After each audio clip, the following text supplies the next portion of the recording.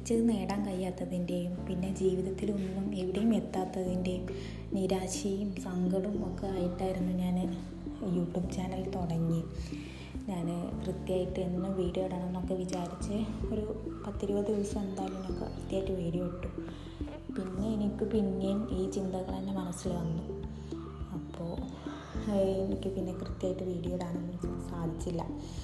ഞാൻ കഴിഞ്ഞ പെരുന്നാളിന് ഒരു ഗീവ് അവേ വരെ പ്ലാൻ ചെയ്തതായിരുന്നു, പക്ഷെ ഒന്നും നടന്നില്ല. ഗീവ് അവേ കൊടുക്കാനും പറ്റില്ല, എനിക്ക് വീഡിയോ അപ്ലോഡ് ആക്കാനും പറ്റിയിട്ടില്ല.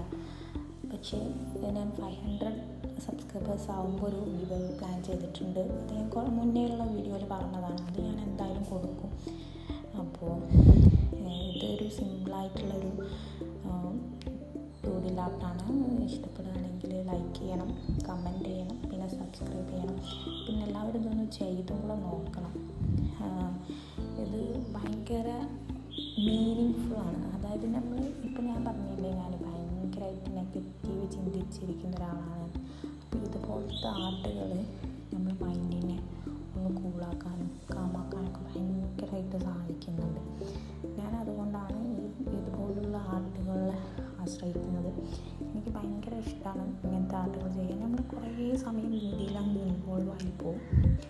അപ്പോൾ കൂടുതൽ പറയാനുണ്ട്, ഇതിനെപ്പറ്റി കൂടുതൽ പറയാനുണ്ട്. എൻ്റെ കാര്യങ്ങൾ കൂടുതൽ നിങ്ങളോട് പറയാനൊക്കെ ഉണ്ട്.